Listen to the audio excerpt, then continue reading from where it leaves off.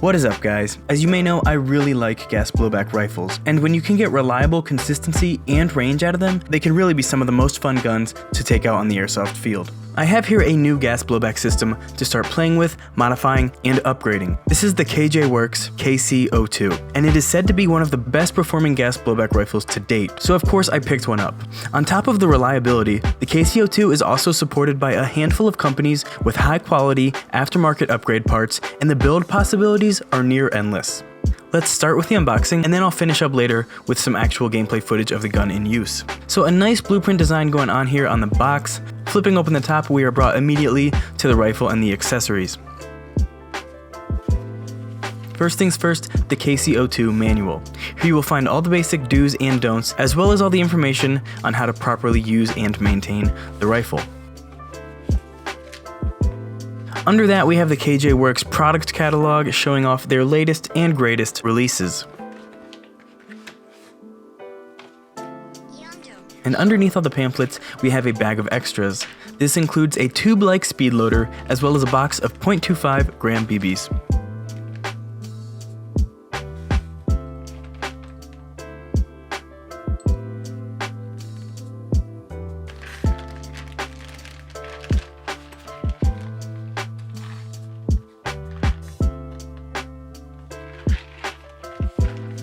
Moving on to the rifle itself, we have here the KJ KC-02.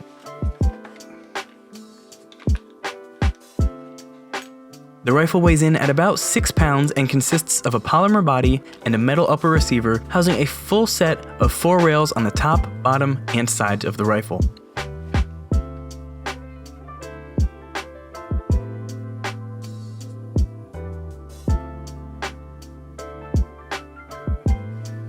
In the rear, we have a polymer multi-position adjustable buttstock with a sling attachment point located underneath.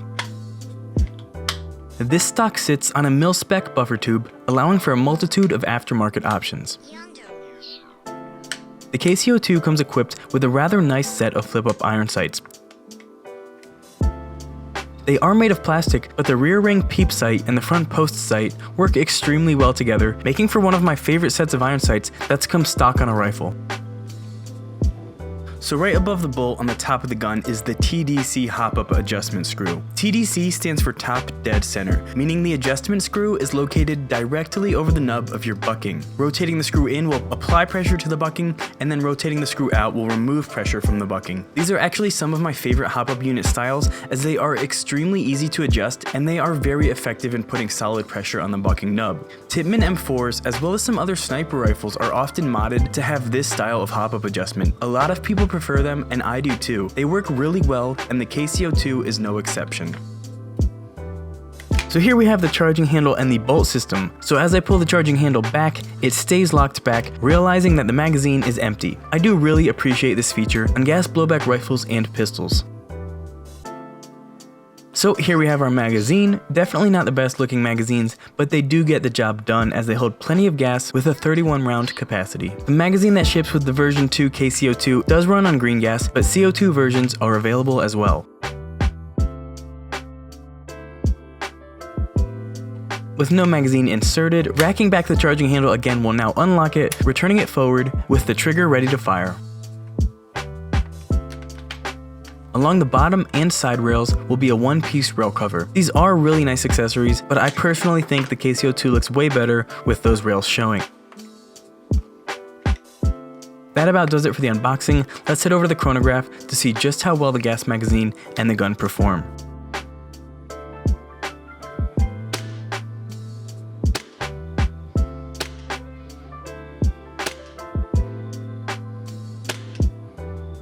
As you can see, the 6-shot spread was really solid for a stock gas blowback rifle utilizing green gas as the propellant. Not including the first shot on a full gas magazine, the FPS variance between my 5 shots was 13.5 feet per second, which is really not bad given the way the gun operates. The average FPS with a 0.20 gram BB was 426.64 feet per second, making it a perfect choice for a DMR type roll. However, this FPS can also be too much for some of the smaller and lower speed fields. Now here's just one game I ran with the KC-02. It's not even the entire game, but this footage is just to show you guys how close the groupings are and just how effective the stock KC-02 can be and at what range. So as you can see, some of this footage is actually just me shooting off into the woods or at dark backgrounds, as I wanted to test the hop-up unit as well as see the trajectory of BB flight. Don't expect a lot of kills in this video. The footage I pulled is mostly to show you guys how the gun operates and to summarize the experience that I had with it. However, a full gameplay video with the KC-02 will be coming soon.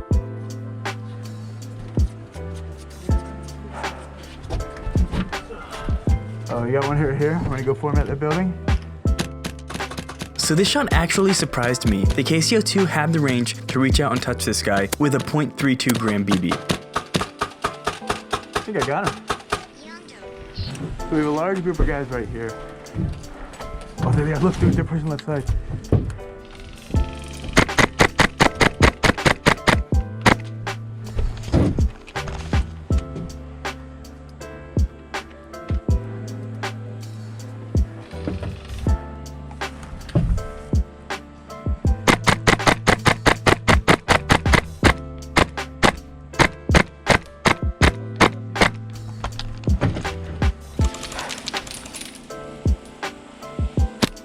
This brings us to my first jam. The gun did jam twice on me. Loose BBs would actually get stuck in the charging handle area, causing the bolt to be unable to come all the way forward. This was an easy fix, yet still very annoying when you're in the midst of combat. However, it did lead to me having to use my pistol, and although I've never made a video on it, the CZ-P09 is one of my favorite sidearms ever, as I have not put anything aftermarket into this gun, and it is still my sidearm of choice.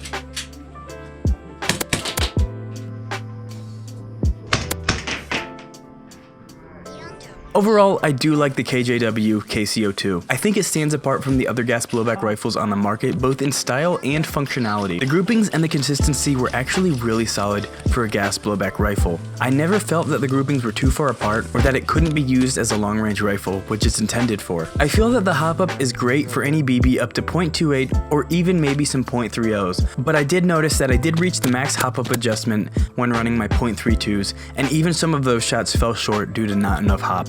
But like I said before, there are plenty of aftermarket parts for this rifle, so I personally don't see that as a big issue, because if you are turning this gun into a milsim ready DMR, like I intend to, then those parts will most likely need upgraded anyways. If you've just gotten AEG or you're just getting into airsoft and you want to move to something that is gas blowback, the KC-02 is a great option. It does not provide as much recoil as a Tippmann or say a Daytona gun, but what it lacks in recoil, it makes up for in performance. The KC-02 is easily very skirmishable out of the box, and it has a simple design to allow for easy maintenance and upgrades. I will be getting this gun over to the workbench as my next project. I hope to make the final product completely unrecognizable as a KC-02, so be sure to stick around if you want to follow that upgrade series. Thanks for checking out the video, guys. As always, feel free to like, comment, and subscribe, and I'll see you guys in the next one.